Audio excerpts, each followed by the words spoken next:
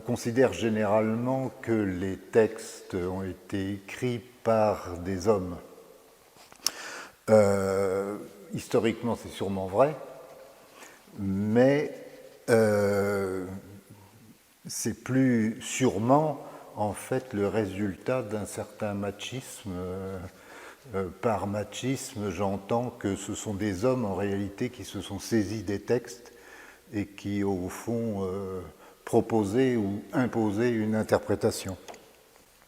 Alors vous avez conduit un travail qui amène à changer ce regard pour un regard féminin. Est-ce que vous pouvez me dire pourquoi? D'abord, il y a bien entendu dans l'Ancien Testament des livres qui sont écrits sous le nom de femmes.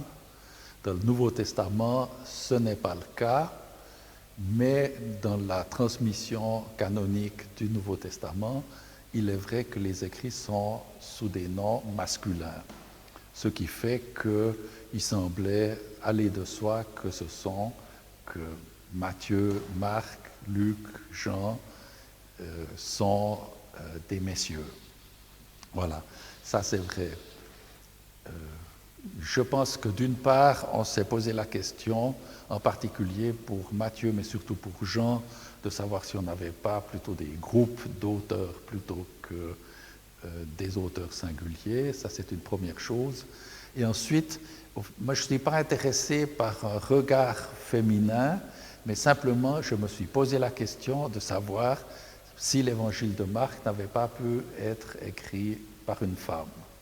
Donc je ne crois pas que c'est une question de regard féminin, mais c'est simplement une prise ou une observation d'un certain nombre de particularités de l'évangile de Marc. Et donc ces particularités de l'évangile de Marc m'ont amené à poser la question, est-ce que ça va de soi que l'évangile de Marc a été écrit par un monsieur, mais est-ce que c'est vraiment nécessaire et est-ce qu'il n'y aurait pas de bonnes raisons de penser que l'évangile de Marc aurait pu être écrit au 1er siècle par une poétesse? Le caractère poétique de l'évangile de Marc me frappe et c'est pour ça que je parle d'une poétesse et donc je pensais que ça relevait de ma responsabilité et de mon travail de poser la question de savoir si ce qui allait de soi était évident. Et alors, la question qui vient tout de suite après, c'est de savoir ce que ça apporte finalement de se dire, ben tiens, et si l'auteur était une femme?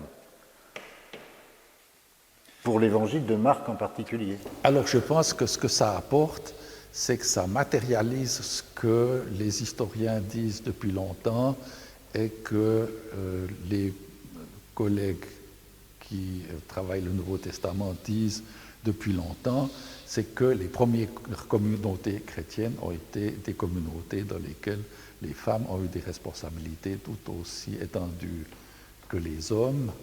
Et donc, on le dit régulièrement, c'est quelque chose qui a de la peine à passer, mais quand on lit les lettres de Paul, par exemple, on se rend compte, d'une part, que les dames dans les lettres de Paul ont exactement les mêmes responsabilités que les messieurs. Et puis ensuite, ce qu'on voit aussi, c'est que très rapidement, à partir du IIe siècle, on a essayé de rectifier la chose parce qu'au fond, ça paraissait, cette considération d'une réciprocité homme-femme paraissait inconvenante dans la culture ambiante. Mais au fond, de penser et de poser l'hypothèse que l'évangile de Marc a pu être écrit par une femme, ça matérialise simplement cette conscience du fait que dans le christianisme du 1er siècle, les femmes ont eu en général, je dis en général parce que il y a certainement des courants dans lesquels ça n'a pas été le cas, mais aussi bien dans le christianisme paulinien que dans ce qu'on peut voir de l'évangile de Marc, les femmes ont eu des rôles semblables. Puis alors, c'est particulièrement intéressant avec l'évangile de Marc, parce que l'évangile de Marc est le premier du genre, et donc la personne qui a écrit l'évangile de Marc a créé le genre qui devient le genre typique, caractéristique du christianisme. Donc si on peut dire que le genre caractéristique du christianisme a été inventé, composé, écrit par une poétesse, au fond ça donne une consistance à cette conscience de la réciprocité qui a régné dans les premières décennies du christianisme. Et alors, est-ce que ça nous apprend quelque chose pour aujourd'hui? Je veux dire, est-ce que du point de vue de votre démarche là, particulière, et par rapport à ce que vous venez de dire, au fait que Marc ce soit le premier du genre, est-ce que ça nous apprend quelque chose aujourd'hui, par exemple pour le rôle des hommes et des femmes aujourd'hui dans l'Église et dans le monde? Alors je pense que oui, parce que je trouve que ça donne une consistance à l'universalité et à l'universalisme du christianisme. C'est-à-dire que le christianisme ne fonde pas de frontières entre classes sociales, entre races différentes, entre genres différents, entre âges différents. Je trouve que ça c'est aussi une problématique, les âges différents. Et je pense que si ça peut contribuer à une vision universaliste de l'universalité du christianisme, je pense que c'est utile.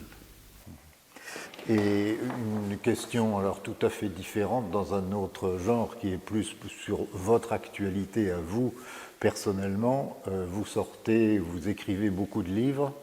Et quels sont les prochains livres que vous allez sortir? Alors, les prochains livres que je vais sortir, je ne sais pas, mais ceux auxquels je travaille maintenant, je sais.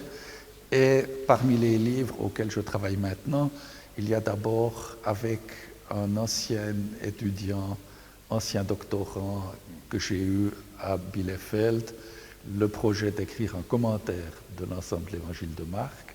Alors ça, ce sera en allemand. Ça devrait paraître chez un éditeur à Tübingen.